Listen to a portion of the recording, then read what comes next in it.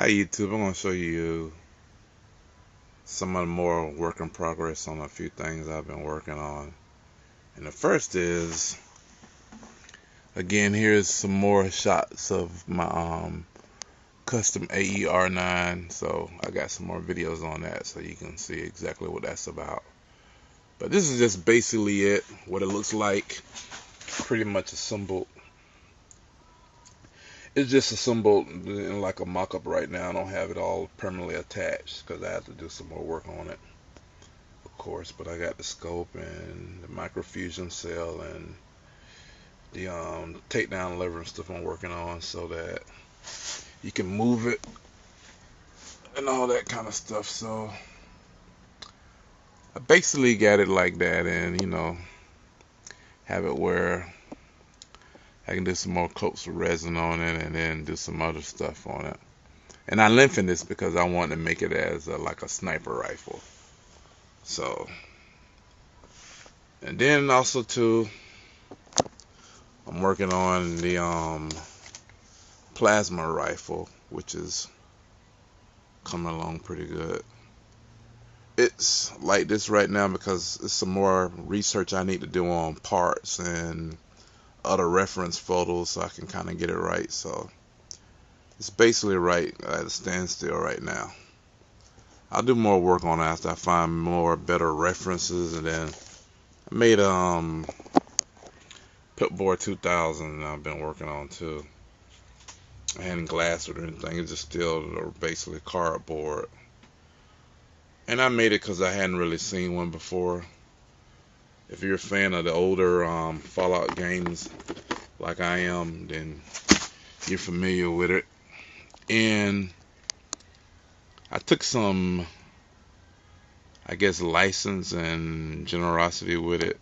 I know it's way bigger than this for the simple fact that it has vacuum tubes in it. You can see in this area here in the game, it's vacuum tubes, and I'm old enough to remember when TVs had vacuum tubes in it, so I'm pretty sure that it wouldn't be smaller than this.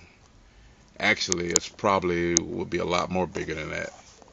But it's just something fun I wanted to build. I said, well, I've never seen anybody build a pipboy 2000. I like the way it looks. Function, give me the 3000 because if you got hit or fell or something, you wouldn't drop it. So I guess it's more like it's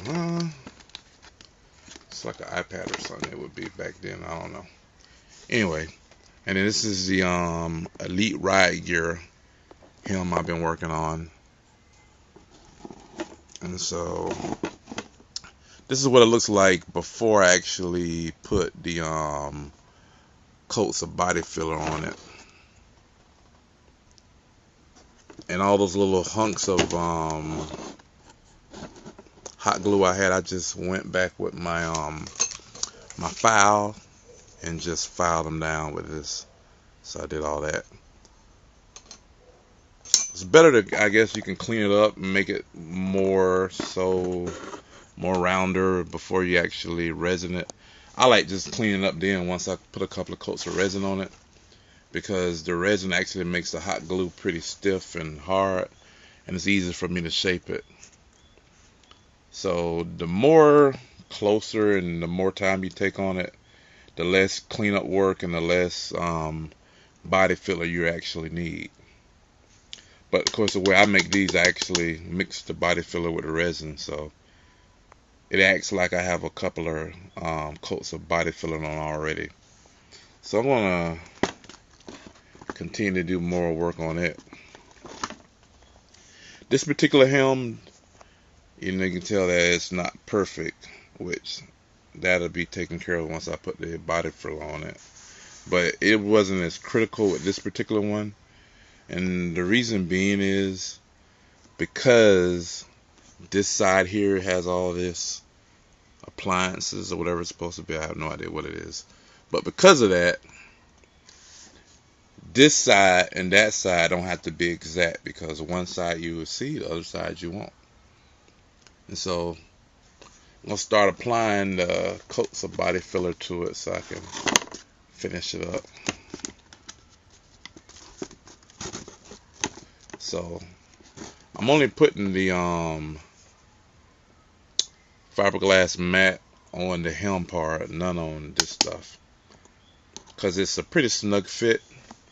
So I like the fact that this is movable and I don't have to worry about, I can actually get it on my head. That's the other nice thing about using the mix of resin and body filler. It's flexible enough you don't have to worry about it cracking, you know. And you actually can make it pretty, almost like a rubber. You just lighten the mix. It depends on how you want. You can play around with it. And the other things I've been working on, I'm going to complete that. I've ordered some resin and some more cloth. So when that stuff comes in, then I'll finish up finishing up the T51B, because actually I've been doing a lot of work on other stuff, but I hadn't had a chance to finish completing it because I need some more resin and some more acetone and some other things. So that's the reason why I hadn't finished up the rest of the build. But when I do, I'll show you what that looks like.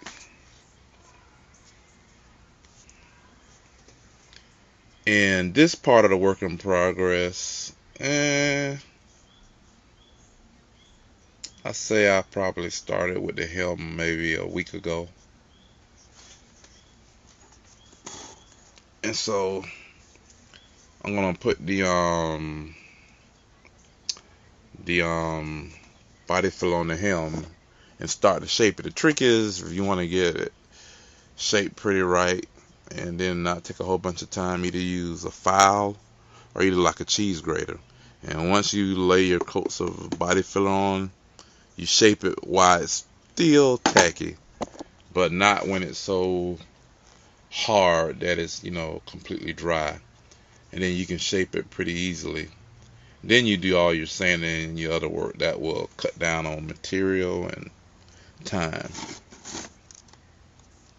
So this is what it looks like. Also too, another trick I'll show you.